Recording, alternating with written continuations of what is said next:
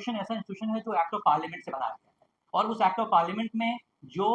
Institutional framework है उसी के तहत ही वाइस चांसलर की जिम्मेदारियां होती हैं। इसलिए आप पाएंगे कि अगर उस फ्रेमवर्क में रह के वाइस चांसलर काम करे तो पॉसिबिलिटी ऑफ स्कैम की कोई गुंजाइश नहीं होती। तो फिर आखिर ये स्कैम हुआ कैसे? वो स्कैम तभी हुआ जब उसने उस वाइस चांसलर ने, और इसकी बात हम बार बार लगातार कह रहे हैं, तो उस वाइस चांसलर ने उस स्टैट्यूटरी फ्रेमवर्क जो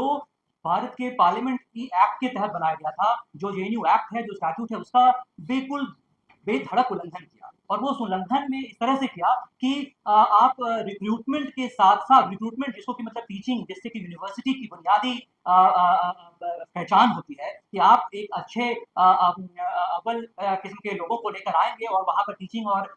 रिसर्च की व्यवस्था करेंगे, उसमें आपने एक ऐसा करप्ट सिस्टम को बिठा दिया कि अब हम आज उसको लेकर के पब्लिक में और एक इस तरह की रिपोर्ट की हमें जरूरत पड़ी है कि उसको बताने की।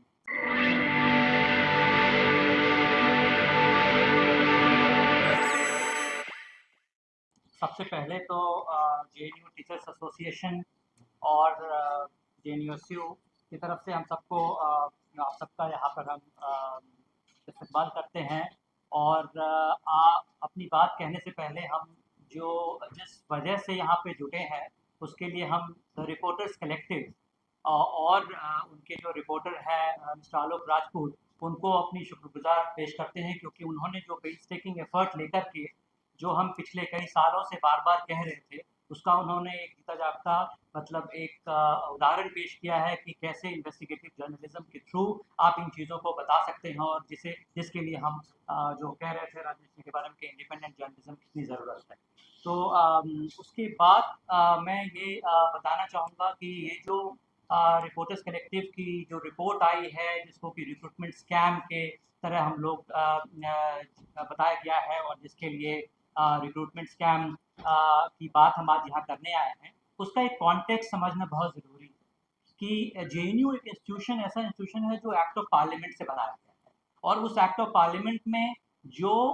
इंस्टीट्यूशनल फ्रेमवर्क है उसी के तहत ही वाइस चांसलर की जिम्मेदारियां होती हैं। इसलिए आप पाएंगे कि अगर उस फ्रेमवर्क में रह के वाइस चांसलर काम करे तो पॉसिबिलिटी ऑफ स्कैम की कोई गुंजाइश नहीं होती। तो फिर आखिर ये स्कैम हुआ कैसे? वो स्कैम तभी हुआ जब उसने उस वाइस चांसलर ने, और इसकी बात हम बार बार लगातार कह रहे हैं, तो उस वाइस चांसलर ने उस स्टैट्यूटरी फ्रेमवर्क जो भारत के पार्लियामेंट की एक्ट के तहत बनाया गया था, जो जेएनयू एक्ट है, जो स्टैट्यूट है, उसका बिल्कुल बेधड़क उल्लंघन किया। और वो उस उल्लंघन में इस तरह से किया कि आप रिक्रूटमेंट के साथ साथ, रिक्रूटमेंट जिसको कि मतलब टीचिंग, जिससे कि यूनिवर्सिटी की बुनियादी पहचान होती है कि आप एक अच्छे अव्वल किस्म के लोगों को लेकर आएंगे और वहां पर टीचिंग और रिसर्च की व्यवस्था करेंगे, उसमें आपने एक ऐसा करप्ट सिस्टम को बिठा दिया कि अब हम आज उसको लेकर के पब्लिक में और एक इस तरह की रिपोर्ट की हमें जरूरत पड़ी है कि उसको बताने की जरूरत है। तो हमें ये समझने की जरूरत होती है कि आखिर रिक्रूटमेंट में होता क्या है। और आप जो रिपोर्टर्स कलेक्टिव की रिपोर्ट को देखेंगे तो उसमें ये बताया गया है कि ये जो फिलहाल की जो 7 केसेस की बात जो उसमें किया जा रहा है, उसमें 2-3 तरह के वायलेशंस को बहुत अच्छे तरीके से उन्होंने बताया है। बट उस वायलेशन पे जाने से पहले मैं ये बताना चाहता हूँ कि आखिर रिक्रूटमेंट को समझने की हमें जरूरत क्यों है, कि रिक्रूटमेंट होता कैसे है। क्योंकि ये एक यूजीसी की रेगुलेशंस हैं, उससे गवर्न होता है, जो जेएनयू की ऑर्डिनेंस हैं, जो जेएनयू का एक्ट स्टैट्यूट है, उससे गवर्न होता है, सबकी लिमिटेड रिस्पॉन्सिबिलिटीज दी हुई है, डिवीजन ऑफ पावर होता है, वहां से गवर्न होता है। बट उसको भंग करके आखिर ये हुआ क्यों? तो रिक्रूटमेंट का प्रोसेस ऐसा होता है कि जब आप एडवर्टीजमेंट करते हैं, उस एडवर्टीजमेंट में आपके पास में आप उसके मिनिमम एलिजिबिलिटी क्राइटेरिया क्या है, आपको क्या चाहिए, आप क्या उम्मीद कर रहे हैं कैंडिडेट से, वो सारा डिस्क्रिप्शन उसमें एडवर्टीजमेंट में दिया जाता है on the basis of UGC regulation, on the basis of what the criteria and requirements are. अब उसमें क्या होता है कि जब एप्लीकेशन आने के बाद एक शॉर्टलिस्टिंग कमेटी बनती है। वो शॉर्टलिस्टिंग कमेटी बेसिकली सेंटर पर बेस्ड होता है, सेंटर और स्कूल बेस्ड होता है, जिसमें कि वो सब्जेक्ट के एक्सपर्ट्स बताते हैं कि कौन सा कैंडिडेट एलिजिबल है on the basis of the advertise criteria और कौन सा कैंडिडेट एलिजिबल नहीं है। तो वो एक सब्जेक्ट एक्सपर्ट तय करता है।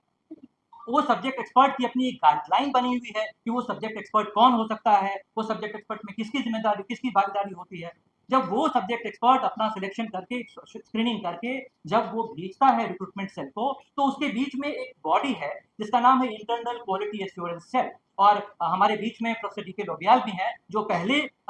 इस रिजीम से पहले इंटरनल क्वालिटी एश्योरेंस सेल के डायरेक्टर रह चुके हैं। तो उस पर कोई सवाल हो तो आप उनसे भी पूछ सकते हैं। बट उसकी जिम्मेदारी ये होती है कि जो स्क्रीनिंग कमेटी ने कोई काम किया है तो उसमें हम कहीं कोई गलती तो नहीं होगी, कहीं कोई छूट तो नहीं किया, उसके ऊपर वो थोड़ा देख सकते हैं। और उन्हें लगे अगर कोई गलती हुई है तो वापस वो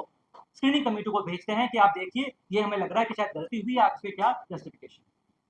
फिर वो स्क्रीनिंग कमेटी अगर एक्सेप्ट करती है तो आप उसको इंक्लूड कर सकते हैं। लेकिन यहाँ पर ही सारा खेल शुरू हुआ, क्योंकि जो स्क्रीनिंग कमेटी है वहां तक तो अभी सेंट्रलाइजेशन, वाइस चांसलर का सेंट्रलाइजेशन नहीं हो पाया है कुछ जगहों पे। लेकिन जैसे ही वो स्क्रीनिंग कमेटी से निकलकर आ जाता है इंटरनल क्वालिटी एश्योरेंस सेल में, वहां पर आप देखते हैं कि कैसे पूरा का पूरा कॉन्सेंट्रेशन ऑफ पावर। तो वाइस चांसलर चूंकि आईक्यूएसी की भी चेयरमैन होती हैं और वो एक डायरेक्टर अपॉइंट करती हैं। वो डायरेक्टर अब उन्होंने स्क्रीनिंग कमेटी के चुने हुए और शॉर्टलिस्ट, नॉन शॉर्टलिस्टेड और शॉर्टलिस्टेड कमेटी को बिल्कुल दरकिनार करके अपनी मर्जी से कुछ क्राइटेरिया बनाकर जिनको वो अपॉइंट करना चाहते हैं उनको उस नॉन शॉर्टलिस्टेड में से शॉर्टलिस्टेड में डाल देते हैं और वहां से खेल शुरू हो जाता है। फिर वो एक छोटी सी प्रक्रिया करते हैं, फिर वो कहते हैं कि अच्छा ठीक है, हम उस कैंडिडेट से कुछ रिप्रेजेंटेशन मांग लेते हैं।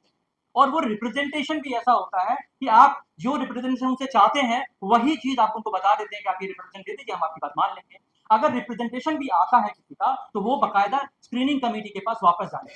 और वहां से वो डिसाइड होना चाहिए कि वो रिप्रेजेंटेशन ठीक है या नहीं। लेकिन वाइस चांसलर ने उस पूरी पावर को अपने अंदर कॉन्सेंट्रेट कर लिया और आईक्यूएसी डायरेक्टर को यूज करते हुए उन्होंने जिसकी मर्जी से, अगर आप 3 कैंडिडेट शॉर्टलिस्ट हुए हैं तो आप 17 बना दीजिए, क्योंकि आपके 17 में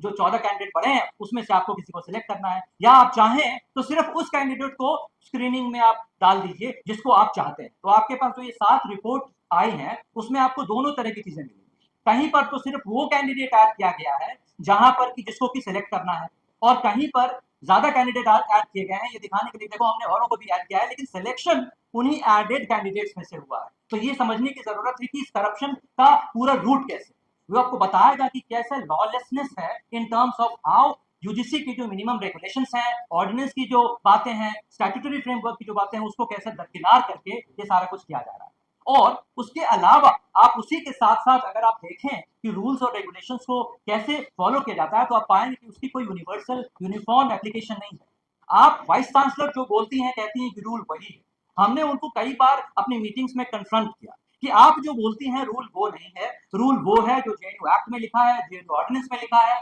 यूजीसी के रेगुलेशन में लिखा है। पर उन्होंने कहा नहीं, मेरा डिस्क्रिप्शन है। और ये डिस्क्रिप्शन का शब्द यूज करके वो सारा ये काम करती रही। उसमें चाहे वो एलिजिबिलिटी की बात हो, चाहे वो किसी को बनाने की बात हो। और दूसरा अभी जो अभी इसमें उजागर नहीं हो पाया है वो तो ये है कि जहां पर सिलेक्शन कमेटी ही रिग्ड होती है,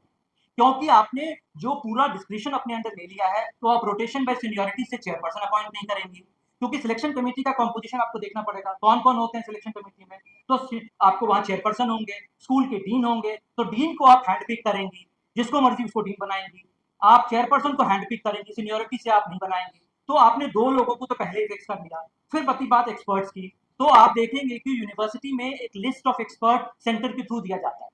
उस सेंटर के एक्सपर्ट में 40 से 45 नाम, कभी कभी ज्यादा भी नाम होते हैं। लेकिन वो क्या करेंगे, आप उस पैटर्न को अगर आप स्टडी करेंगे तो आप पाएंगे कि केवल कुछ ही व्यक्ति ऐसे हैं जिनको वो बार बार हर तरह के इंटरव्यू के लिए बुलाएंगी, सब्जेक्ट कोई भी हो, एक्सपर्टीज कुछ भी हो, वो उन्हीं को बुलाएंगी और उन्हीं को बुला करके उनसे वो करवाएंगे जिनको उनको सिलेक्ट करना है। तो आपने देख लिया एक्सपर्ट उनके अपने हो गए,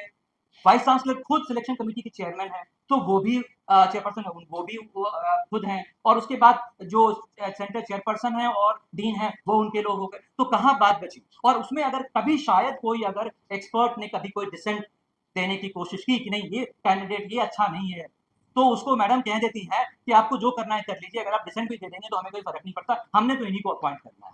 इसकी भी एक केस जब वो शुरुआत में आई थी वो हुआ था। और उसके बाद से अगर किसी एक्सपर्ट ने ये कह दिया कि हम डिसेंट देते हैं या हमें ये पसंद नहीं है, तो फिर दोबारा कभी उसको वो किसी दूसरे सिलेक्शन कमेटी के लिए नहीं बुलाएंगे। उसके भी एविडेंस है हमारे पास, जो एक्सपर्ट्स ने खुद ही कहा है। तो अभी जो ये सिस्टम है आप देख रहे हैं उसमें पूरा कॉन्सेंट्रेशन ऑफ पावर की बात लेकर के उन्होंने पूरे एक स्ट्रक्चर को, जो यूनिवर्सिटी जानी जाती थी अपने एक एकेडमिक टीचिंग एनवायरनमेंट के लिए, उसको पूरी तरह से ध्वस्त करने के लिए आप आइडियोलॉजिकल, पॉलिटिकल और कई बार तो पर्सनल,